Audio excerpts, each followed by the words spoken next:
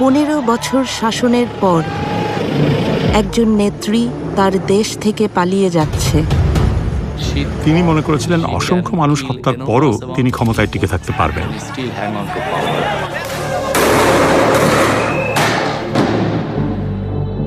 Al Jazeera একজন নির্মম প্রধানমন্ত্রীর অন্তিম সময় প্রকাশ করছে। এখন লেটার লিখবেন, ব্যবহার করবেন, যেখানে পাবে সেটা গুলি করবে। শেখ হাসিনার ক্ষমতায় থাকার লড়াইয়ের শেষ প্রহর। তিনি সেনাপ্রধানকে জিজ্ঞাসা করেছিলেন যে আপনি এই লোকজনদের গুলি করে সরাচ্ছেন না কেন? পুলিশ খুব ভালো কাজ করছে, তারা মানুষ মারছে।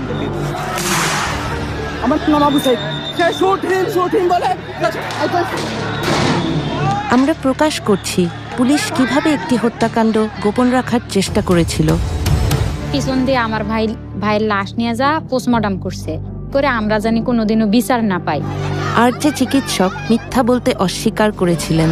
কিন্তু সাইদ হেড ইনজুরির জন্য মারা যায়নি, পুলিশের গুলিতে যেহেতু মারা গেছে।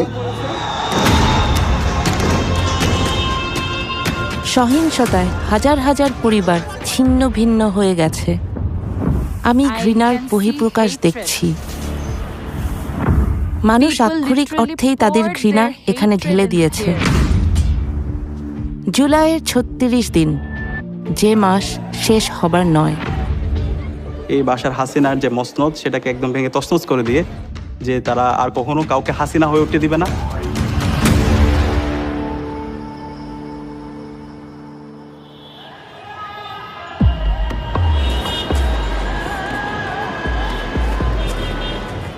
সতেরো কোটি মানুষের দেশ বাংলাদেশ।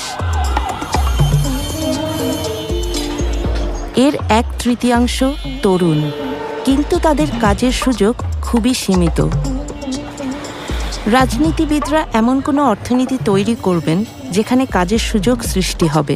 তরুণদের অনেকেই একথা বিশ্বাস করে না।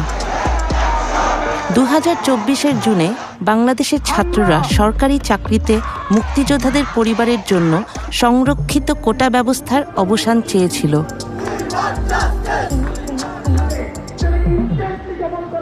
এবং এই কোটার মাধ্যমে তার যারা পছন্দের লোক তাদেরকে মূলত এক্সট্রা ফ্যাসিলিটিস দেওয়া হয়, যার ফলে এখানে মেরিটোক্রেসির ভিত্তিতে একজন শিক্ষার্থী তার যে ন্যায্য বুঝে পাওয়ার কথা ছিল সেটা সে পাচ্ছে না।